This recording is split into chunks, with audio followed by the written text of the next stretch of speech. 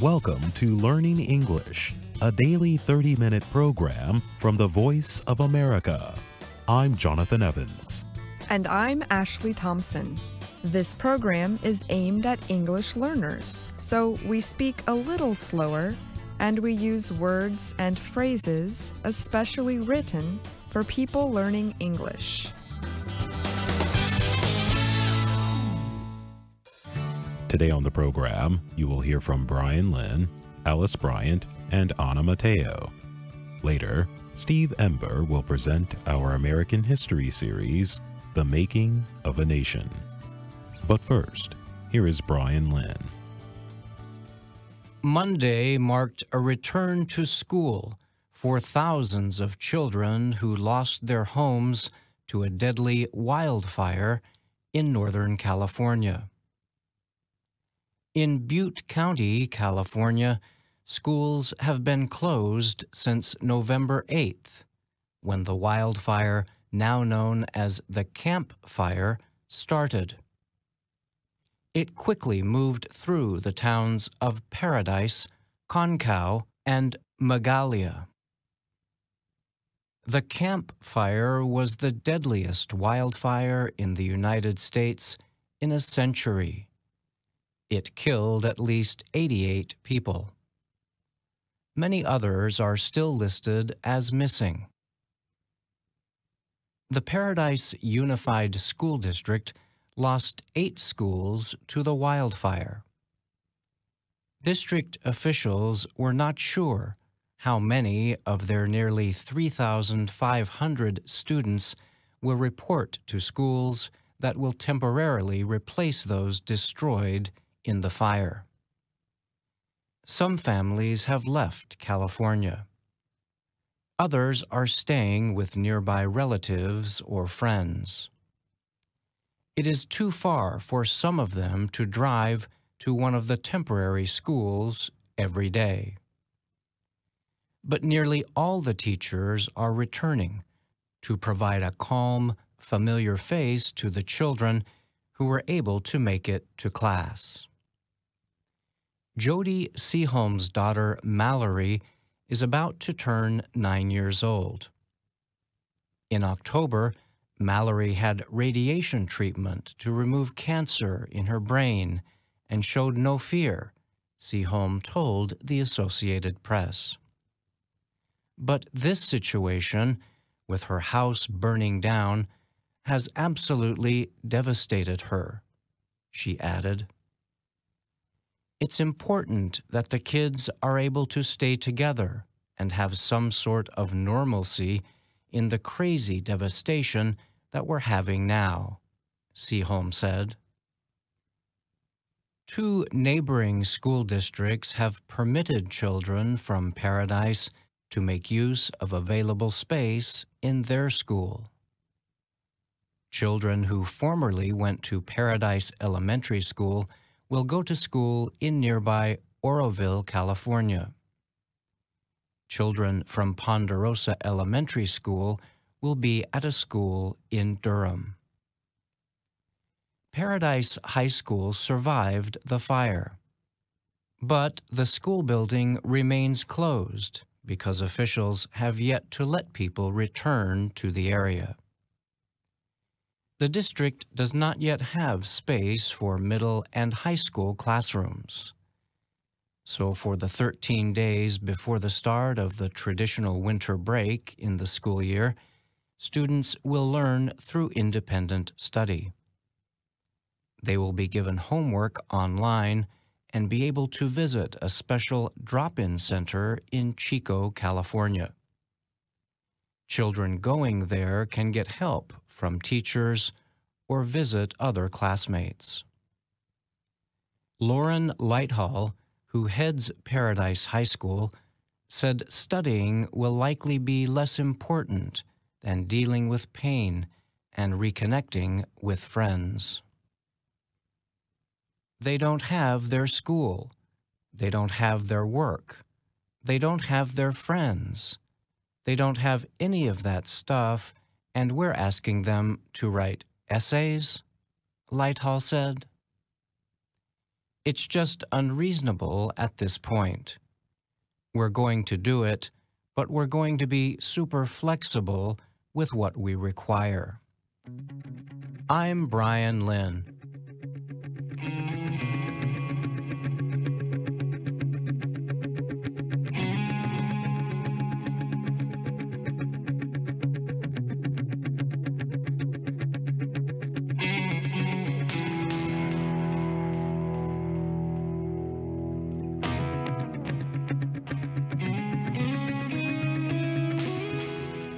The 24th United Nations Climate Change Conference is taking place in Katowice, Poland. Delegates have gathered to work on a collective action plan, including on issues like rising sea levels and water temperatures. Since the late 20th century, the world's oceans have experienced the highest warming on record.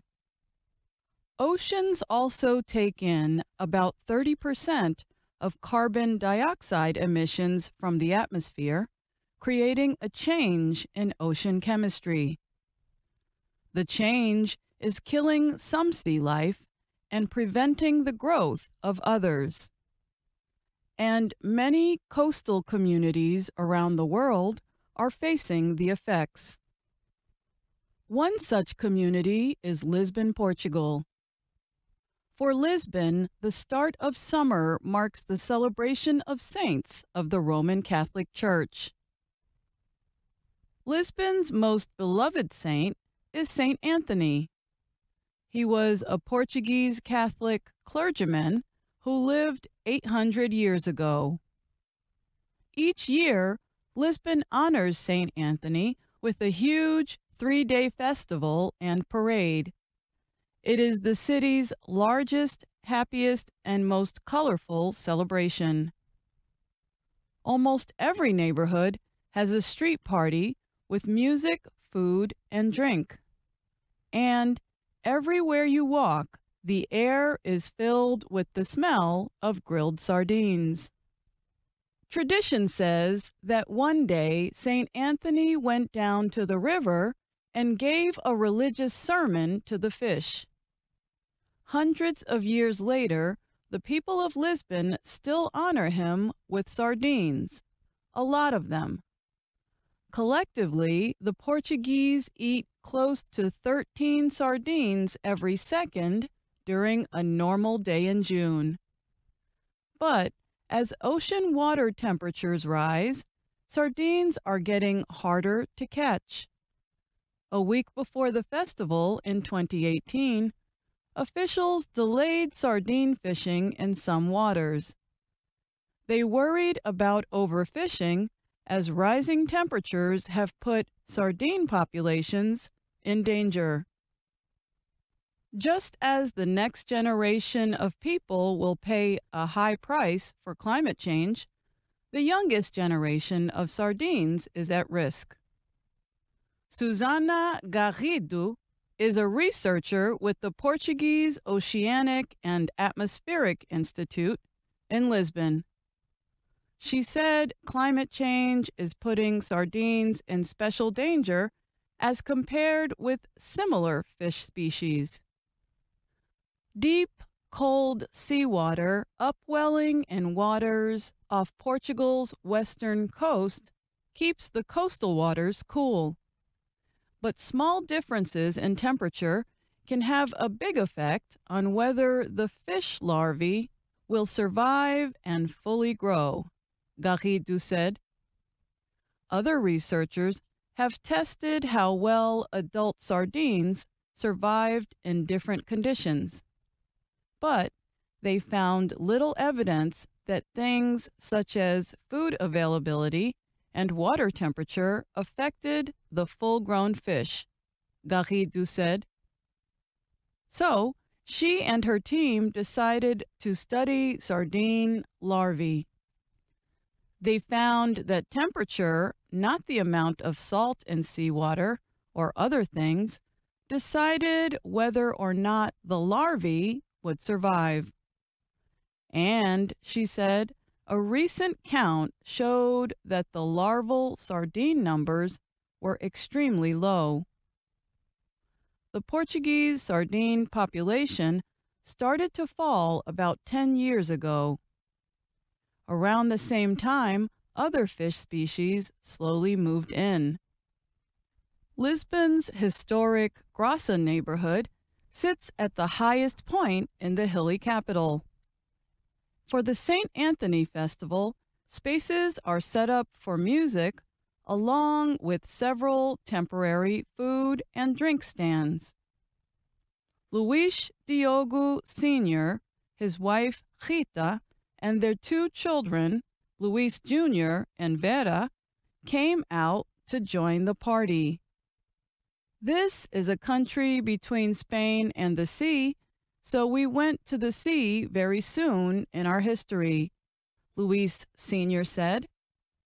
Luís Jr. did not pay much attention to his father. He was directing his energy to his sardines. I would miss this very much, the 17-year-old said, after eating his third plate of the beloved fish. I'm Alice Bryant.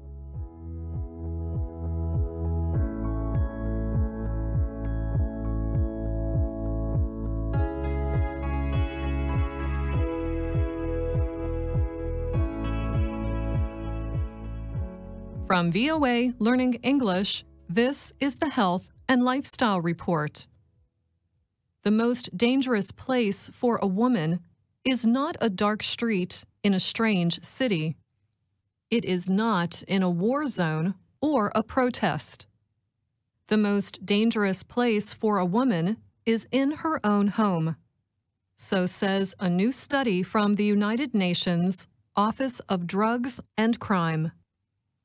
The study found that intimate partners or family members are responsible for the majority of female killings around the world.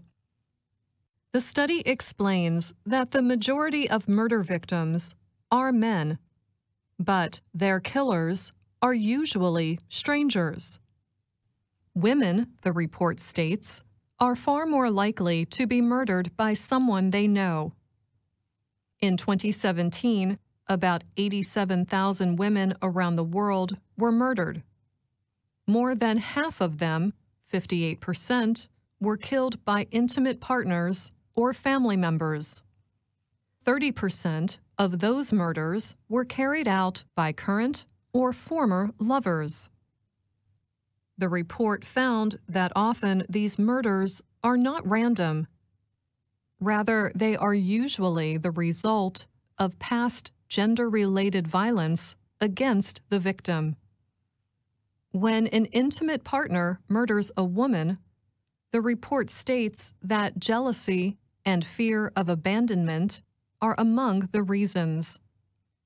However, it adds that women are also killed by fathers, brothers, mothers, sisters, and other family members because of their role and status as women. This kind of killing is often called femicide. In 2017, Asia had the largest overall number at 20,000 of women killed by intimate partners or family members. Africa followed with 19,000, then came the Americas with 8,000 murders, Europe had 3,000, and Oceania had 300. However, based on population, Africa and the Americas are the parts of the world where women are most at risk of this crime. The study found the rate in Africa is 3.1 per 100,000 female population. In 2017, the intimate partner, family-related homicide rate was also high in the Americas, at 1.6 per 100,000 female population. Europe is the area where the risk is lowest. The study shows that deadly violence against women is on the rise. the UN study experts suggest ways to fight the problem. These include improvements to criminal justice systems and how they deal with violence against women. They suggest that severe punishment for acts of violence against women will help. They call for greater cooperation between police and justice systems and between health and social services.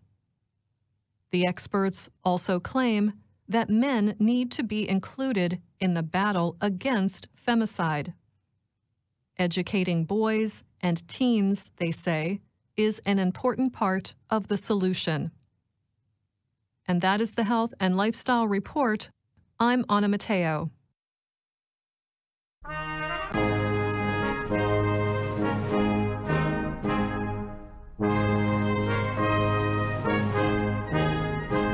From VOA Learning English, welcome to The Making of a Nation, American History in Special English.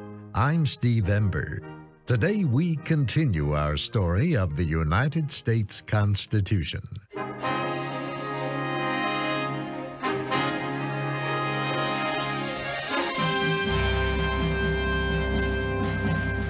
In recent weeks, we discussed how the Constitution was written. In the summer of 1787, a group of delegates gathered for a convention in Philadelphia. Their plan was to rewrite the Articles of Confederation. Those articles created a weak union of the 13 states. Instead of rewriting the Articles, however, they spent that summer writing a completely new plan of government. On September 17th, after 4 months of often bitter debate, the delegates finally agreed to the new plan. Now they had to get at least 9 of the 13 states to approve it. Delegates to the Philadelphia Convention had met in secret. They wanted to be able to debate proposals and change their minds without worrying about public reaction. Now they were free to speak openly. Each had a copy of the new Constitution. Newspapers also had copies. They published every word. Public reaction was great indeed. Arguments for and against were the same as those voiced by delegates to the convention. The Constitution would save the United States. The Constitution would create a dictator. Yale Law School professor Akhil Reed Amar says the public debate about the Constitution was one of its first successes as a democratic document. He notes that even democracies of long ago, like those in Greece or Italy, did not let citizens vote on their constitutions. People could be for the Constitution or against it. No one was shut down. No one was put in prison if they liked George Washington or they didn't like George Washington. Just this proliferation, robust, wide open, uninhibited discourse up and down a continent. Supporters of the new Constitution understood that to win ratification, they needed to speak out. So a few weeks after the document was signed, they began writing statements in support of the proposed Constitution.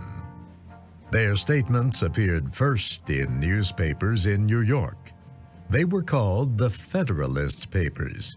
They were published under the name of Publius, but they were really written by 3 men: Alexander Hamilton, James Madison, and John Jay.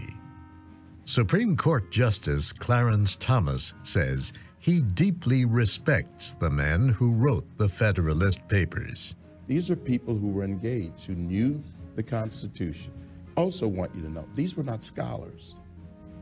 These were farmers. These were business people. Some of them who had formal education, some who did not. But they cared about this country.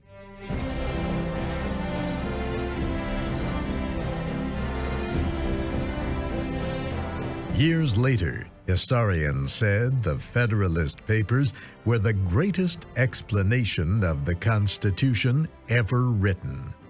But in 1787, they had little effect on public opinion. The debate over the Constitution divided Americans into two groups. Those who supported it were known as Federalists. Those who opposed it were known as AntiFederalists. The Anti-Federalists were not anti-American. They were governors, heroes of the Revolutionary War, and even a future president. Yet they distrusted the idea of a strong central government. Give too much power to the president, Congress, and the courts, they said, and citizens would no longer be free.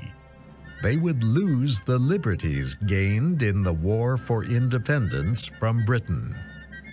Law professor Akil Reed Amar says the Anti-Federalists were an important part of the debate and of history. The people who oppose the Constitution who think it could be better still, they're not cast out. They become presidents of the United States, vice presidents of the United States, justices on the Supreme Court. It's extraordinary how they're kept in the process. There were both Federalists and Anti-Federalists in the Continental Congress. The Congress had few powers, but it was the only central government the 13 states had at that time. It met in New York City.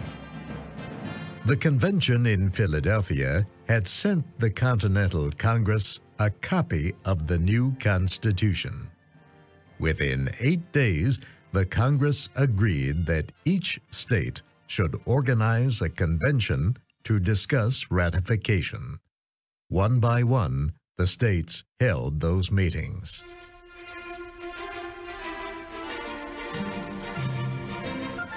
Delaware was the first state to ratify early in December 1787. All the delegates voted to approve it. Pennsylvania was the next to ratify, also in December. New Jersey ratified the Constitution in December, followed by Georgia and Connecticut in January. That made 5 states. The Federalists needed just 4 more to win ratification. Massachusetts voted in early February. Delegates to the state convention wanted the Constitution amended to include guarantees to protect citizens' rights. They agreed to ratify if these guarantees were added later. Maryland ratified the Constitution at the end of April. There, a number of delegates included a letter of protest with their vote. They said, if the plan of government were not amended, the liberty and happiness of the people would be threatened. At the end of May, South Carolina became the 8th state to ratify. Just 1 more state, and the new Constitution would become the law of the land. All eyes turned to Virginia. Virginia was the biggest of the 13 states. 1/5 of all the people in America lived in Virginia. The men who attended the ratifying convention were among the most famous names in the nation: James Madison, Patrick Henry, George Mason, James Monroe, Edmund Randolph, and John Marshall. The most famous Virginian, George Washington, stayed at his home, Mount Vernon. All during the month of June, however, riders brought him messages from the convention and carried messages back. Thomas Jefferson was still in Paris, serving as America's representative to France. But others kept him informed of everything that happened at home. Jefferson wrote back that he liked most of the Constitution, but he said, "I do not like the fact that it does not contain a declaration of the rights of citizens. For 3 weeks, the Virginia delegates argued about the Constitution. By the end of June, they were ready to vote. Patrick Henry, the outspoken anti-Federalist, asked to make a final statement. "If this convention approves the Constitution," Henry said, "I will feel that I fought for good reasons and lost the fight. If this happens, I will wait and hope. I will hope that the spirit of the American Revolution is not lost. I will hope that this new plan of government is changed to protect the safety, the liberty, and the happiness of the American people." Then the convention voted.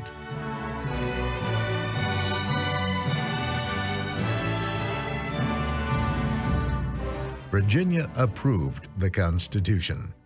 However, like Massachusetts, it added that the document must include a Declaration of Rights for the nation's people. Federalists in Virginia thought their state was the 9th to ratify, the one that made the Constitution the law of the land. But they soon learned that New Hampshire had ratified a few days earlier. Virginia was number 10. That left 3 states, North Carolina, Rhode Island, and New York. In a way, New York was the most important of all.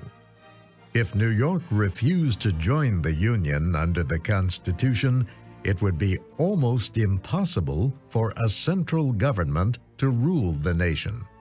The 12 other states would be divided in 2, geographically separated by New York State. Alexander Hamilton was a leader of the Federalists. They used their right to filibuster to make many long speeches to delay the vote. They wanted to wait to hear what Virginia would do. Early in July, they got the news. But New York's anti-Federalists kept up the fight for 3 more weeks. It was not until the end of July that New York finally ratified the Constitution. The vote was extremely close, 30 to 27. Like Massachusetts and Virginia, New York demanded a Declaration of Rights. The long struggle to give the United States a strong central government was over. It took 4 months to write a new constitution. It took 10 months to ratify it.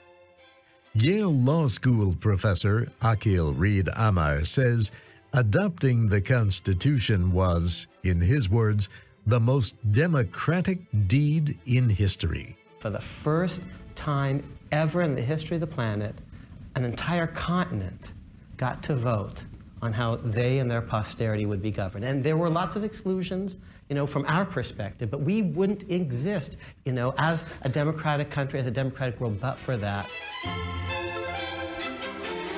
The Continental Congress declared that the Constitution would become effective the first Wednesday in March, 1789. The last 2 states, North Carolina and Rhode Island, did not approve it until many months after that date. Benjamin Rush of Pennsylvania, who had signed the Declaration of Independence, wrote down 8 words when he heard that the Constitution had been ratified. "It is done," he said. "We have become a nation." But before that, the nation's founders had one more question to answer. How would the Constitution guarantee citizens' rights?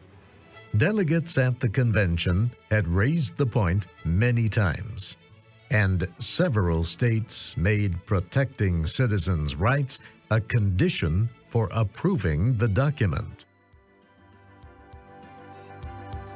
And that's our program for today.